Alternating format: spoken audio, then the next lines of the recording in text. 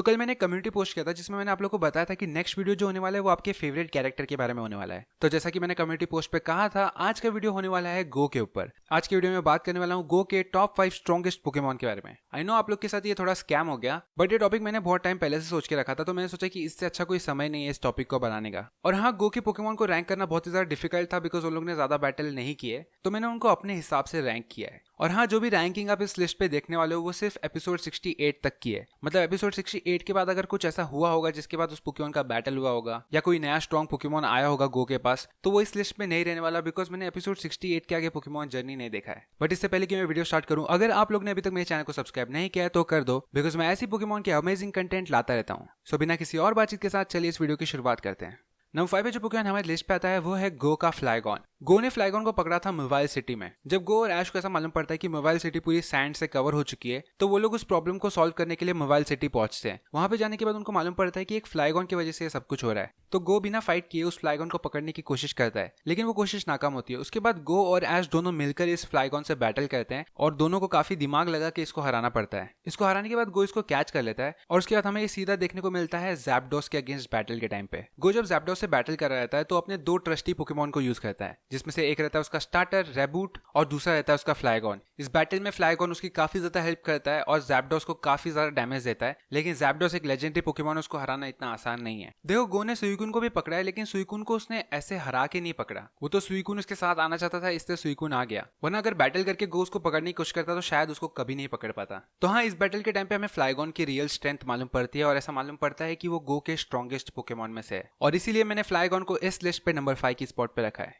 Number 4 की spot पे जो पोकेमॉन हमारे लिस्ट पे आता है वो है गो का सिजोर। गो का जो सिजोर है उसको एक साइथर के फॉर्म में मिला था। जब गो और ऐश कैंटो रीजन में घूम रहे रहते हैं तो गो वहां के सारे पोकेमॉन्स को पकड़ रहा रहता है। उसने ऑलमोस्ट सारे बग टाइप पोकेमॉन पकड़ लिए रहते हैं, उसे बस चाहिए रहता है एक साइथर। बट ये जो साइथर वो पकड़ने की कोशिश कर रहा रहता है वो बहुत ही स्ट्रॉन्ग विल वाला रहता है। उसको हराना गो के लिए आसान नहीं होता, बट कैसे तो गो उसको पकड़ लेता है और उसको रख देता है सिरियस लैब में। उसके बाद गो अपने साइथर को यूज करता है फ्लूट कप में, जहां पे साइथर बहुत ही बुरी तरीके से आ जाता है एक बहुत ही स्ट्रॉन्ग माइटियाना से। इस बैटल के टाइम पे हमें और गो को रियलाइज होता है कि वो बैटलिंग के लिए नहीं बना है। गो के इनएक्सपीरियंस ट्रेनर होने की वजह से साइथर ये बैटल हार जाता है। शायद साइथर को कोई अच्छा ट्रेनर यूज करा होता तो शायद वो माइटियाना को हरा देता, बट इस बैटल में हारने के बाद हमें साइथर ज्यादा देखने को नहीं मिला। हमें बस वो सीरियस लैब में देखने को मिला जहां पे वो वीक पोकेमॉन की हेल्प करता है। एक काफी वॉरियर जैसी पर्सनैलिटी होती है गो के साइथर की। तो ऐसे बीच बीच में हमें काफी एपिसोड में साइथर देखने को मिला। उसके बाद हमें साइथर का कमबैक देखने को मिलता है जब ऐश और उसके फारफेच ट्रेनिंग के लिए जाते हैं, जहां पे कालूस के एलीट 4 का मेंबर विक स्टॉर्म उनकी हेल्प करता है उनकी बॉन्डिंग अच्छी करने में। क्योंकि ऐश और उसके फारफेच की बॉन्डिंग इस टाइम पे अच्छी नहीं रहती है, तो वो लोग जाते हैं अपनी बॉन्डिंग सुधारने के लिए। और इसी समय गो का साइथर भी उसके साथ आता है क्योंकि उसे भी और स्ट्रॉन्ग बनना रहता है बिकॉज उसका बैटल में बहुत ही ज्यादा इंटरेस्ट रहता है। तो गो अपने साइथर को लेकर जाता है और ऐश अपने फारफेच को लेकर जाता है। यहाँ पे ट्रेनिंग करते टाइम पे गो और उसके साइथर की बॉन्डिंग तो अच्छी होती है, बट गो का साइथर बहुत ही ज्यादा स्ट्रॉन्ग भी हो चुका रहता है। ये जो ट्रेनिंग थी उसको कंप्लीट करने के बाद विक स्टॉर्म ने गो को एक मेटल कोट दिया, जिससे गो ने अपने साइथर को सिजोर में इवॉल्व कर दिया।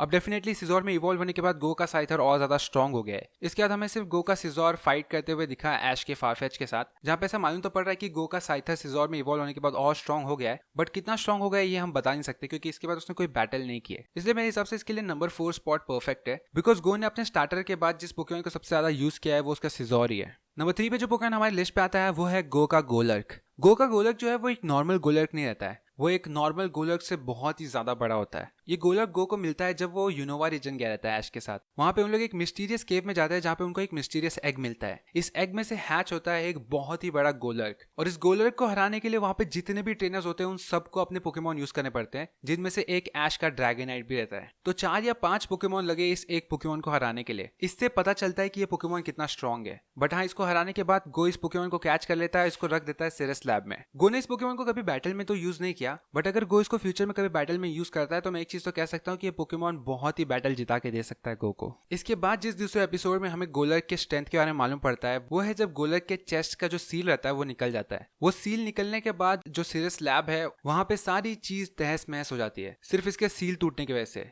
लेकिन सारे पोकेमॉन की हेल्प के साथ वो लोग सील वापस लगा देते हैं और गोलर्क वापस शांत हो जाता है। इसके बाद हमें गोलर्क का जो फाइट देखने को मिला वो था एरोडेक्टाइल के अगेंस्ट। जब गो के कोई पोकेमॉन काम नहीं आ रहे रहते एरोडेक्टाइल के अगेंस्ट, तो गो अपने गोलर्क को यूज करता है और उसका गोलर्क वहां पे एरोडेक्टाइल को शांत कर देता है, जिसके बाद गो फाइनली एरोडेक्टाइल को पकड़ पाता है। तो हाँ, ये कुछ इंसिडेंट है जो बताते हैं कि गो का जो गोलर्क है वो बहुत ही ज्यादा स्ट्रॉन्ग है, और इसलिए मैंने उसको इस लिस्ट पे नंबर 3 पे रखा है। अगर इसने और बैटल किए होते तो शायद मैं इसको इस लिस्ट में ऊपर भी रख सकता था, बट फिलहाल के लिए मेरे हिसाब से इसके लिए नंबर 3 स्पॉट सबसे बेस्ट है।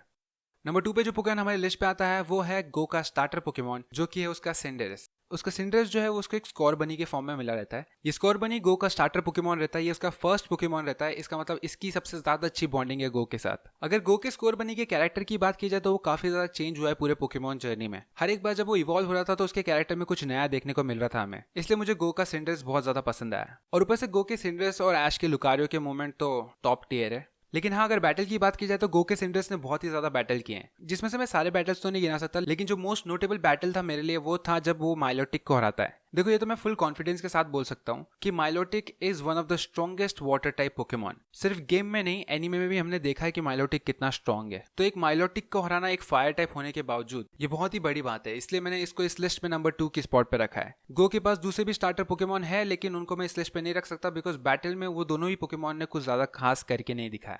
नंबर 1 पे जाने से पहले मैं कुछ ऑनरेबल मेंशन बताने वाला हूँ। जैसे कि फर्स्ट जो पोकेमॉन ऑनरेबल मेंशन पे आता है वो है गो का एरोडेक्टाइल। ये भी काफी ज्यादा स्ट्रॉन्ग पोकेमॉन है। इसको भी हमने सीरीज में सिर्फ एक ही बार देखा है, लेकिन इसके स्ट्रेंथ को हम डाउट नहीं कर सकते। सेकंड जो पोकेमॉन इस लिस्ट पे ऑनरेबल मेंशन पे आता है वो है गो का एप्सोल। एप्सोल मैंने जब से देखा है मुझे तब से बहुत ज्यादा कूल लगता है। पता नहीं ऐश ने कभी क्यों एप्सोल को नहीं पकड़ा, पर हाँ, गो का एप्सोल जो है वो काफी ज्यादा स्ट्रॉन्ग है और हाँ, उसके स्ट्रॉन्गेस्ट पोकेमॉन में भी काउंट किया जा सकता है उसे। बस उसके केस में भी सेम बात है कि उसने ज्यादा बैटल नहीं किए, इसलिए मैं उसको इस लिस्ट में प्रॉपरली रैंक नहीं कर पाया। तो अब बात करते हैं जो पोकेमॉन हमारी लिस्ट पे नंबर 1 पे आता है उसके बारे में। नंबर 1 पे जो पोकेमॉन हमारी लिस्ट पे आता है वो है गो का सुइकून। आई नो बहुत सारे लोग सोच रहे होंगे कि ये तो हमें पता ही था कि नंबर 1 पे सुइकून रहने वाला है, बट हाँ, मैं कोई दूसरा पोकेमॉन कैसे रख सकता हूँ अगर गो के पास एक लेजेंडरी पोकेमॉन है तो। देखो, गो ने सुइकून को पकड़ा, इस वजह से बहुत सारे लोग सुइकून के स्ट्रेंथ को डाउट कर रहे होंगे, बट इतना मैं बता सकता हूँ कि सुइकून बहुत ही ज्यादा स्ट्रॉन्ग है और उसे पकड़ना भी कोई आसान काम नहीं है, बहुत रेयर पोकेमॉन भी है। वो तो सुइकून को गो की हेल्प इसलिए लेनी पड़ती है बिकॉज वो पॉइजन रहता है। अगर वो पॉइजन नहीं रहता तो वो सामने वाले जो बैंडेट्स थे उनको हराना सुइकून के लिए कोई बड़ी बात नहीं थी। तो इसलिए मैं इतना तो बता सकता हूँ कि गो का सबसे स्ट्रॉन्गेस्ट पोकेमॉन उसका सुइकून है। भले जिस एपिसोड में गो ने सुइकून को पकड़ा उसके बाद से सुइकून हमें आज तक देखने को नहीं मिला, लेकिन अगर गो चाहे तो सुइकून को बुला सकता है और बैटल में यूज भी कर सकता है, जहां पे 99% बैटल गो के फेवर में जाएगा। तो इसलिए मैंने सुइकून को इस लिस्ट पे नंबर 1 की स्पॉट पे रखा है। So that was it for the video guys. अगर आप लोग को आज का ये वीडियो पसंद आया तो इस वीडियो को लाइक करना और मेरे चैनल को सब्सक्राइब करना। मैं आता रहूंगा इसी पोकेमॉन के कंटेंट्स के साथ, तो तब तक के लिए गुड बाय।